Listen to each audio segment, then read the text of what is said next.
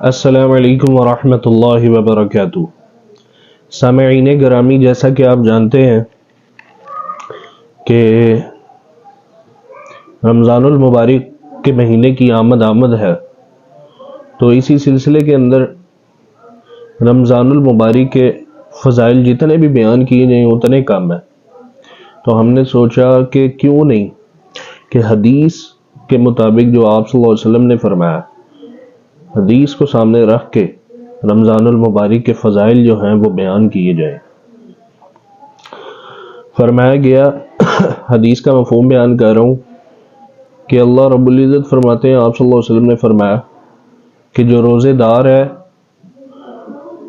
جیسے وہ پورا دن روزہ رکھتا ہے تو اس کے جو منہ میں بدبو ہوتی ہے نا، منہ کی بدبو روزہ رکھنے کی وجہ سے، اللہ رب العزت فرماتے ہیں کہ وہ مجھے بدبو مشک و عنبر کی خوشبو سے بھی زیادہ محبوب ہے، کہ جو روزے دار کے منہ سے آنے والی بدبو ہے وہ مجھے مشک و عنبر سے بھی زیادہ محبوب ہے۔ اور پھر دوسری جگہ فرمایا کہ جو روزے دار ہوتا ہے جب وہ سحری کر رہا ہوتا ہے، حدیث کا مفہوم بیان کر رہا ہوں، روزے دار جب سحری کرتا ہے تو اللہ رب العزت اور اللہ کے رحمت والے فرشتے اس سحری کرنے والے کے اوپر اتنی اللہ رب العزت کو اتنا پیار آتا ہے کہ اللہ رب العزت اس کے اوپر رحمت برساتے ہیں۔ اور پھر ایک جگہ پہ فرمایا کہ جیسے ہی رمضان کا مہینہ شروع ہو جاتا ہے، آسمانوں کے سارے دروازے کھول دیے جاتے ہیں، آسمانوں کے سارے دروازے کھول دیے جاتے ہیں۔ میرے دوستوں بزرگ میں ایک بڑی پیاری حدیث ہے، وہ بھی میں آپ کے ساتھ شیئر کرتا ہوں۔ حضرت سلمان رضی اللہ تعالیٰ عنہ کہتے ہیں کہ نبی کریم صلی اللہ علیہ وسلم نے شعبان کی تاریخ میں ہم لوگوں کو وعظ فرمایا کہ تمہارے اوپر ایک مہینہ آ رہا ہے جو بہت بڑا مہینہ ہے، بہت مبارک مہینہ ہے، اس میں ایک رات ہے شب قدر جو 1000 مہینوں سے بڑھ کر ہے۔ اللہ تعالی نے اس کے روزے کو فرض فرمایا اور اس کے رات کے قیام یعنی تراویح کو ثواب کی چیز بنایا ہے۔ جو شخص اس مہینے میں کسی نیکی کے ساتھ اللہ کا قرب حاصل کرے، ایسا ہے جیسا کہ رمضان میں فرض کو ادا کیا، اور جو شخص اس مہینے میں کسی فرض کو ادا کرے وہ ایسا ہے جیسا کہ غیر رمضان میں 70 فرض ادا کرے۔ یہ مہینہ صبر کا ہے اور صبر کا بدلہ جنت ہے، اور یہ مہینہ لوگوں کے ساتھ غمخواری کرنے کا ہے۔ اس مہینے میں مومن کا رزق بڑھا دیا جاتا ہے۔ جو شخص کسی روزے دار کا روزہ افطار کرائے اس کے لیے گناہوں کے معاف ہونے اور آگ سے خلاصی کا سبب ہوگا، اور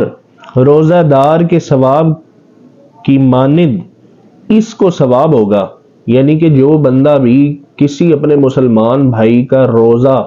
اللہ کی رضا کے لیے افطار کروائے گا، چاہے وہ صرف ایک چھوٹی سی کھجور ہی دے دے اس کو، تو اللہ رب العزت اتنے کریم ذات ہے، اللہ رب العزت فرشتوں کو حکم دیں گے کہ اے میرے فرشتوں، جس بندے نے میرے دوسرے بندے روزے دار کو روزہ افطار کروایا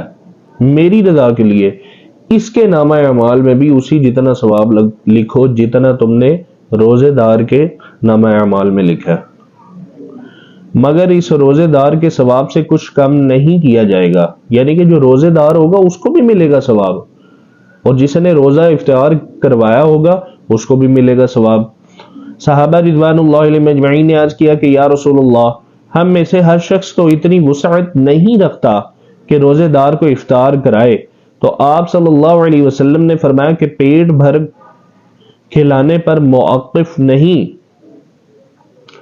پیٹ بھر کھلانے پر موقوف نہیں، یہ ثواب تو اللہ جل شانہ ایک کھجور سے کوئی افطار کرا دے، ایک گھونٹ پانی پلا دے یا ایک گھونٹ لسی پلا دے، اس پر بھی اللہ رب العزت مرحمت فرما دیں گے۔ دیکھیں کتنی پیاری بات ہے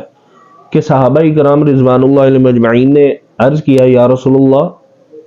کہ ہم میں سے تو کوئی بھی اتنی وسعت رکھتا ہی نہیں ہے کہ ایک دوسرے کی افطاری کر سکے یا کسی کو روزہ افطار کروا سکے۔ تو حضور اکرم صلی اللہ علیہ وسلم نے فرمایا